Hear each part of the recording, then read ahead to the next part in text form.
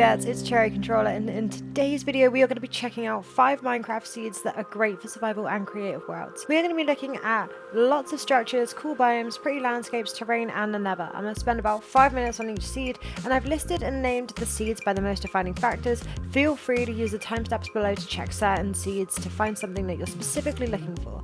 And let's go ahead and get into the video. If this is your sort of thing, maybe even consider giving a little subscribe to the channel and checking out some of my other stuff. You might enjoy it. So this first seed we are going to be checking out today is actually a pretty tough survival seed if that's what you were choosing it for. If you were looking for a challenge, this seed spawns you in a Badlands canyon with not a lot around you, with a small river that takes you out to ocean, dusty Badlands above. You can make your way up to one of the high points. As you make it up to the top, you can check your surroundings and you will notice there is one tall tree hiding behind these orange peaks. This is your first source of wood. I recommend making a boat so you can sail out to the giant ocean that is connected from that first river. Grab some wood, check out the Acacia village for a few early game supplies. I love how these Badlands spikes tower up over the village. It's such a pleasing aesthetic.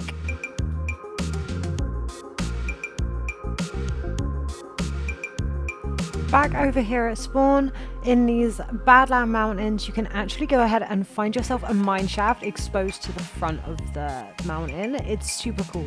There's a chest sat right at the entrance, so no excuses. After grabbing all the starting supplies you need, head back over to spawn and by that little water source, you can take some of your wood, make a boat, and you can start your adventure by sailing this huge warm ocean. There is so much coral underneath you. However, this means there are also hundreds of pufferfish beneath you. So that's definitely something to bear in mind. After traveling the ocean for what feels like the longest time, you may find yourself a jungle edgeline. If you're looking for the full tropical experience, then this seed is exactly that. As you follow through the jungle rivers, you can find your way round to this leafy portal. I love the way the jungle's merged with this nether portal, but you'll have to be quick as it's so rare that it's already burning up. I also noticed there was a section of jungle that had a lot of fire spreading. It was kind of odd but cool. Make your way through the jungle, undergrowth, and eventually you will stumble upon a village all the way out here. Looking from the village across the water, it's so serene and peaceful. Just along the coast, you can find this cool windswept savanna biome too. I can't be the only one that loves building up and around the windswept heights. There is also already half a portal here that's easy enough to finish. There is also a trial chamber beneath this area of land too. If you're feeling brave, you can go ahead and dig straight down and just access that trial chamber once you are all geared up and ready to go. Quite fittingly, just around the corner from this windswept savanna, you can find this entirely flooded swamp with a mangrove swamp right next to it. It's pretty aesthetically pleasing. Between the two, you can find a witch hut. It's low-key kind of adorable out here. I love the mangrove too. The flooded plants in between the trees are such a vibe. There's a giant desert out here too, just in case you were looking for a sand source. There's even a desert village on the river. It kind of looks like Marine in Essos. You could definitely make this village into your very own Game of Thrones city. Not far from this film-esque town, you can find a ruined portal. This ruined portal will pop you out in a beautiful watered biome. The view just outside your portal is immense. With lava falls, blue glowing trees, and a strange structure in the back, it truly feels like an alien world. Making your way over to the alien structure, you'll find it's a pretty cool bastion.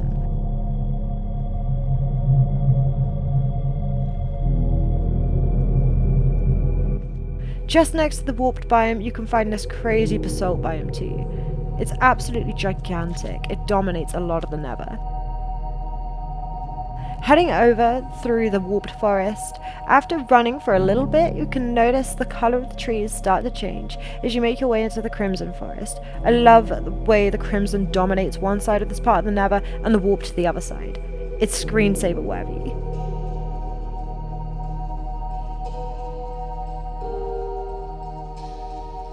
After travelling the lava ocean, past the Crimson Forest, you can find yourself a soul sand valley. The mistiness of the valley with the lava below is so mystical and picturesque. Whether it's the overworld or the nether, the seed is jam-packed with biomes and interesting lands.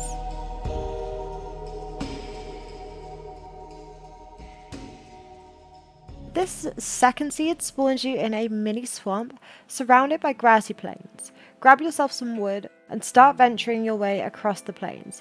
You'll notice almost any which way you head, you find swamp. To find an ocean, you'll need to wander past a small patch of pumpkins and then off into the swamp ahead. After making your way through these flooded lands, you'll notice it starts to open up and fills out towards the ocean. This ocean is massive. After sailing it for a few hundred blocks, you'll find it brings you to an ocean monument, and not far off that, you'll find this huge mushroom island.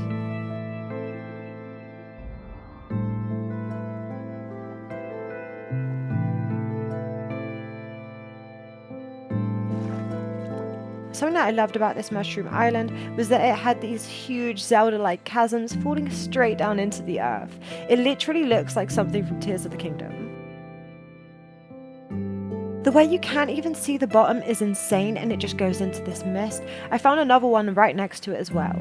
The second one had this crazy drop-off shelf, kind of like you get in deep oceans.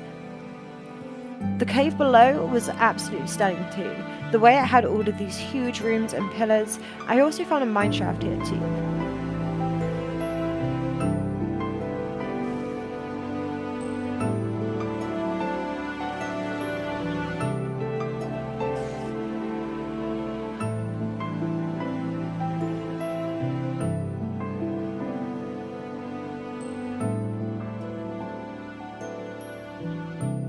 Something that I thought was cool is that this huge mushroom island has a twin as well. Next to the twin island sits a full but sunken pirate ship. I was lucky enough to find 2 armor trims, hopefully you are too. You can follow this ocean out past the shipwreck and it will bring you to windswept savanna and mangrove.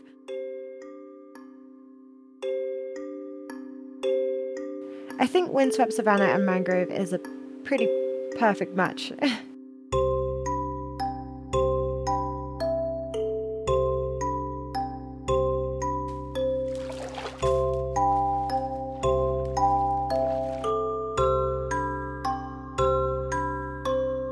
After sailing in this huge ocean, you can be brought to some badlands. Great for gold and mining, and speaking of mining, these badlands have a mine shaft exposed entirely to the open air, with easy chests to grab and corridors to explore. If you can find it in you to make the trip, you'll be rewarded.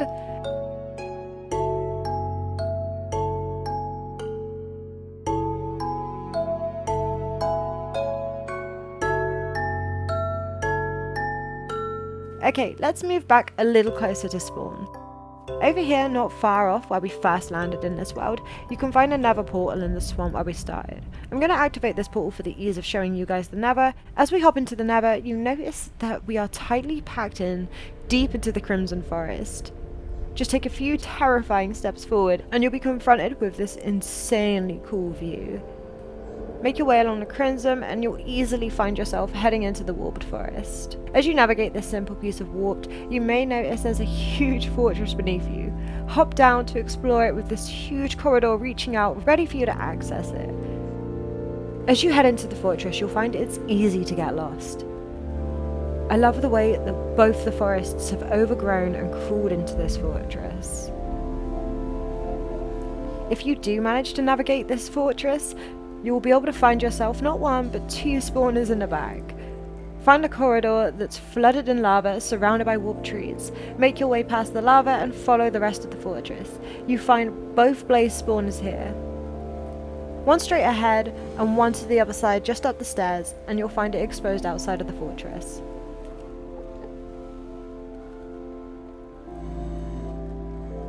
If you were looking for the Soul Sand Valley, it's only a couple hundred blocks away, so you can make all the blue fires and lanterns that you want. This nether may be one of my favorites, out of quite a lot of seeds too. I just think the combination of the biomes and the structure is so pretty while being so good for survival. This nether fortress really did offer everything, and it had the biomes to go with it. I also liked that this was accessible from pretty much the first portal you stumble across in spawn. I think that was kind of useful. While I could go on, we're going to run out of time, so with this being said, let's move on to the next seed.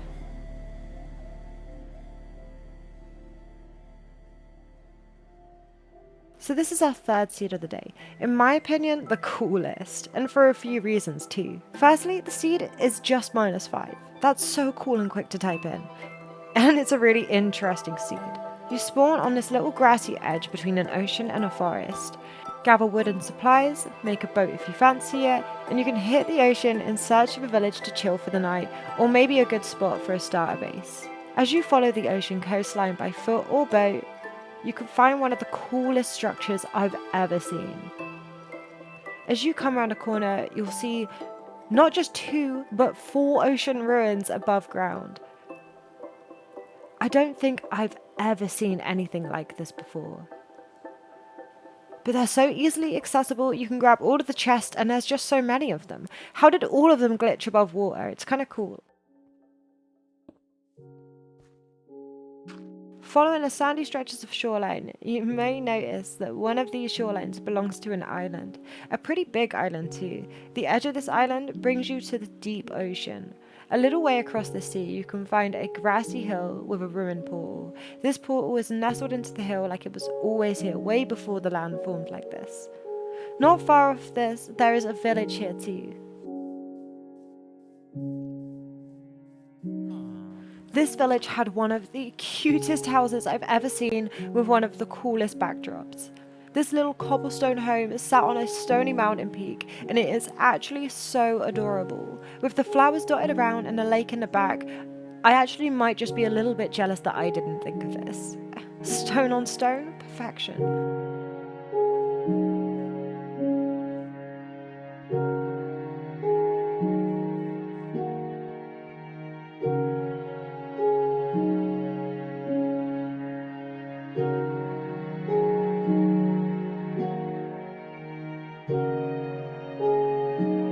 Not far off this village, you can find another one super nearby, and if it's the cold you want, look no further. As you follow this river past the stony mountain base, follow the cliffsides topped with spruce, you can find a snowy mountain in the back. Lined with taiga and not far off plenty of old growth too.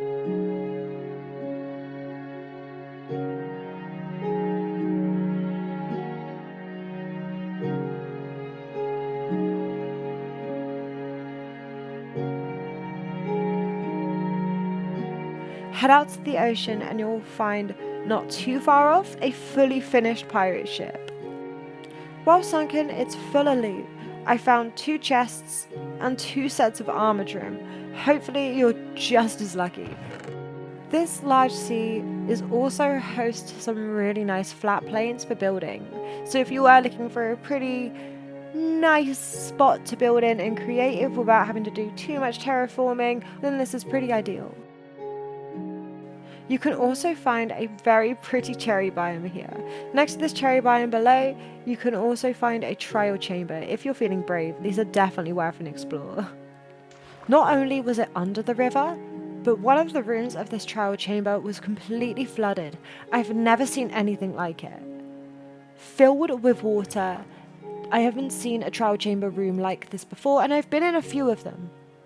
I thought it was super cool, guys. Let me know if you've seen a trial chamber like this. It was at least like 9 blocks deep with water. What is it for? If you know, let me know in the comments because I'm so interested and I've not seen this yet. I loved the little room in the middle too with the beds. I thought that was so adorable. Heading out across the land, you may find this deep cave pretty close to the surface, but you can find a mine shaft. You'll have to be quick though, as this lava is quickly surrounding the entrance. However, the mine shaft is so large, if a part of it did burn, it wouldn't be a problem to the rest.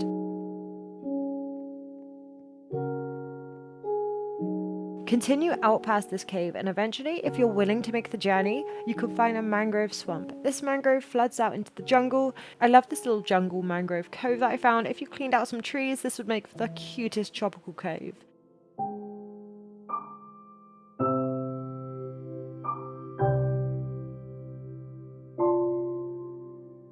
Heading back to that first ruin portal that we saw, I'm going to activate this one for ease, as we will pop into the nether and you can find yourself in a crimson valley with a lava river running past.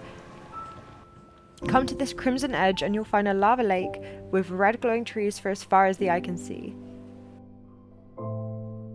After navigating this huge crimson biome, you can find this bastion with red trees glowing around the structure too. It feels so evil and mythical. As for the inside of the bastion, it was beautiful. I've never seen a bastion made like this, and I've never been more impressed by something made by pigs. After seeing this, I kind of realized just how messed up some of the bastions are on Bedrock. Like, they are not the same. After travelling through the Soul Sand Valley, just off this bastion, you can find a basalt biome. Straight ahead of this Soul Sand Valley near our basalt biome, there's even more crimson forest, a whole sea of it. However, this forest hides something amazing. As you creep your way through, you'll see a rather large nether fortress peering off over us in the distance.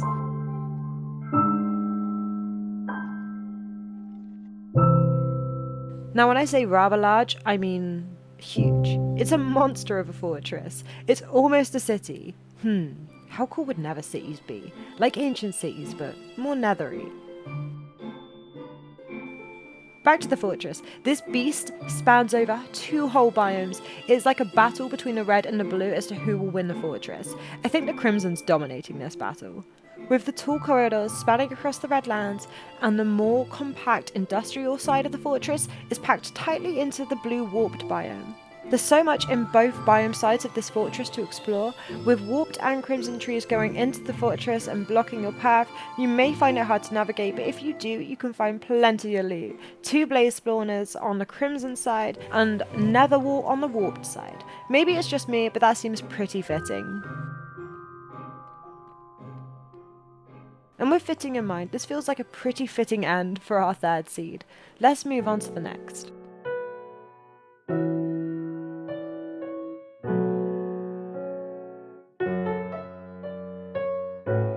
This is our 4th seed of the day. So we've had a lot of ocean warm spawns for this seed, and I wanted this one to be a little bit different. This seed spawned you in a very pretty taiga forest with a river running just next to you.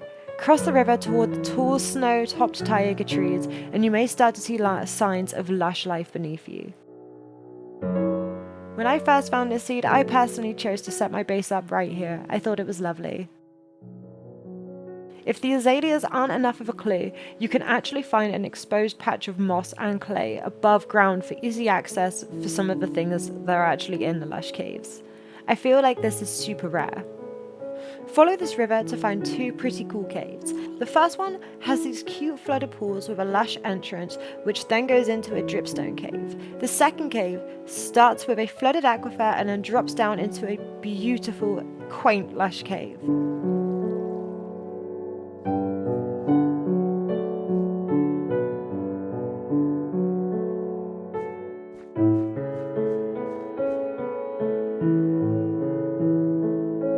Not far from these caves, you can find a village. Make your way up the steep slopes to find this needed stop through the compact and large taiga biome. This village is pretty big and built up. I found the cutest kitchen here too. After stopping at the village and gearing up, head back over, well, not far off that exposed patch of moss.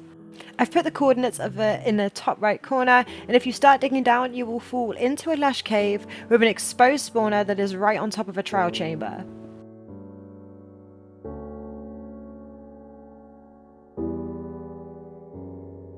If you're looking to get out of the spruce, then head a couple of 100 blocks through thick taiga and you'll find you've come to this large waterway. Hop in a boat, follow the coastline, past this adorable little spruce island. As you sail past, you'll find another stretch of water that opens up into the ocean. Sailing open waters, eventually you can come across these beautiful cliff faces in the distance. With a village on the hillside, this would be a pretty picturesque place for a first base. These villagers are super lucky this lava didn't go any further though. However, they did get flooded, so I don't know how lucky I'd call them. Up the hill over the village, you can find a meadow that stretches out over this grassy plateau, making it pretty ideal for a big build. Going straight up, over the hill and back down into the birch forest below, run straight through and you will come to a dark forest. Chop your way through this forest until the river's edge is at your feet. Just past the river, you can find a thick jungle bamboo forest. I found this really cool stream that split off into 2 small caves in this biome. You could definitely build a really cool base with both sides only being accessible by boat.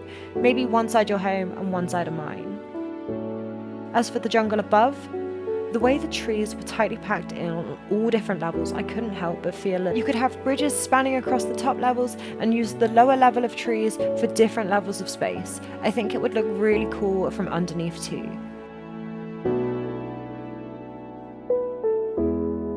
Naturally wanted to go ahead and check out the nether of this seed after really loving the overworld, and something I noticed was actually a lack of ruined portals, which I thought was odd, as normally they're littered everywhere, but maybe they're just underground. I mean, I never really use them to set up a portal anyway, but it would have been nice for the purpose of the video. Do you guys ever set up portals with the ruined ones' locations, or do you just build them from scratch wherever? Let me know in the comments, because I'm interested. Because of this though, I'm just going to be setting up a portal here at the first village we checked out. So as I activated this portal just off to the side of the village, we can then hop into this really cool crimson biome. It's just a little exposed. Not sure if I'd recommend. Maybe like a 6 out of 10 for portal placement. But with crimson on one side and basalt on the other, it does give you plenty to explore. If you were feeling brave, head away from the crimson and cross over the rather large lava lake to find the tall legs of a pretty good sized nether fortress in the distance. I enjoyed the basalt around the fortress, it gives a mystical look to it. This fortress, however, is not what I would call mystical, it is what I would call difficult. I found this blaze spawner hiding up here high into the basalt, buried away. This fortress is not for the faint-hearted, with killer drop-offs with no warning going straight into lava below, and lots of them.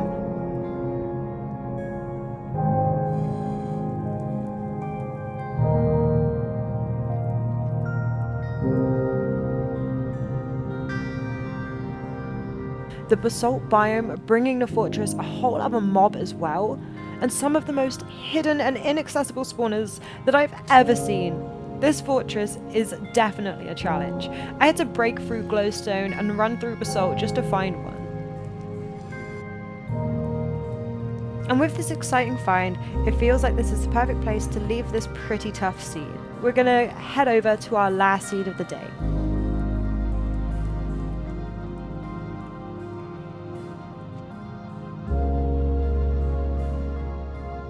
Alright, now this is exciting. This is our final seed of the day, guys. This next seed spawns you in a simple forest. The first thing I want to mention about this seed is the immense cave right next to spawn, just 30 blocks away or so.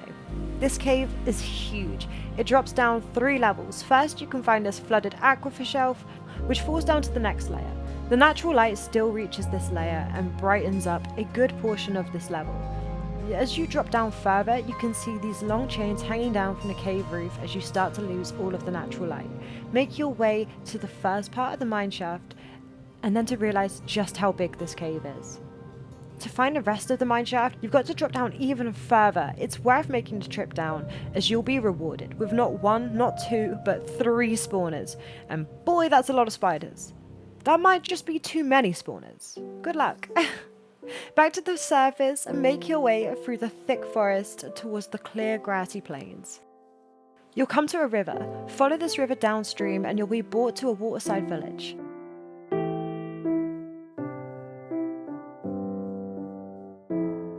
Take either one of these river openings opposite it and you can row straight down both of them to get to the open ocean. Instantly you can find this upside down shipwreck.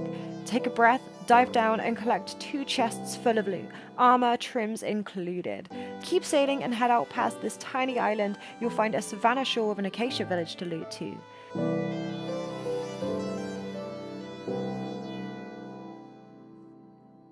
Sailing along the coast, eventually the savanna shoreline will guide you to a coral reef, and eventually to a beautiful sandy shore. It even has a small Badlands hill in the background. While there was a lot of desert in this seed, I thought that was kind of useful for a sound source, and it's not too much that it's invasive. But out here in the desert where it seems so empty, there's a villager outpost, and they have a very trapped and probably very sweaty iron golem. I feel bad for him. I kind of want to do something about that. Yeah, now look who's king of the outpost. After crossing a lot of savannah, you can be brought to another ocean. I love this stretch of jungle, either side of this sandy clearing. It's not far off and it's so perfect for a base. Sail this absolutely gigantic ocean to find yourself half a pirate ship and another village at the top of one hell of a long sail. I found a saddle at this one, so hopefully you get that generated too.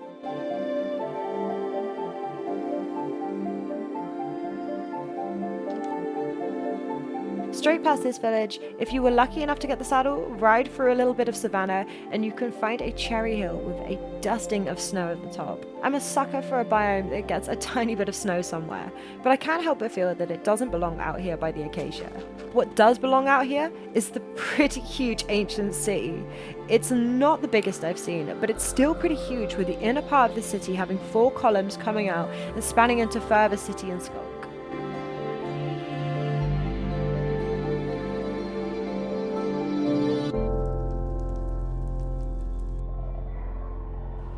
Just don't make too much noise. I did notice there was also a lot of chests in this city too. Something I stumbled upon back near this sandy jungle stretch was some mangrove and jungle that merge into each other. And boy do I enjoy myself these two biomes together. What are your favourite biomes overlapping? Because I enjoyed this area so much, I set up a portal into the Nether, and you'll never guess where it spat me out. A bastion. I think this is the first time that this has ever happened to me, and well, new fields totally unlocked. You're just stuck here with them. There's no land connecting it to it. You would have a horrible time. If you fancy a challenge, well, then you know where to put the portal. I'm going to pop the coordinates of where I popped this portal to get out in this bastion, just up in the top corner. If you're looking for a challenge, be my guest. Off in the distance, you can see the basalt dominating the Nether. It's giving Basalt Kingdom vibes.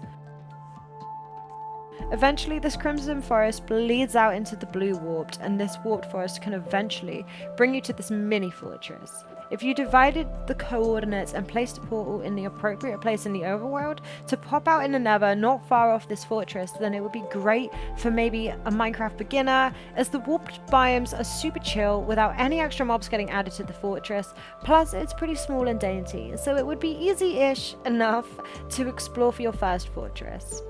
Okay guys, this has been Cherry Controller looking at 5 great seeds for survival or creative worlds in Minecraft. Hopefully you've made it this far through the video. If you have, maybe consider giving me a like and a subscribe. I put on Twitch every now and then, so you can go ahead and check me out there. And I've got a few other things that you might enjoy to check out on my channel too. Thank you very much for joining. But for now guys, we're going to go ahead and sign on out.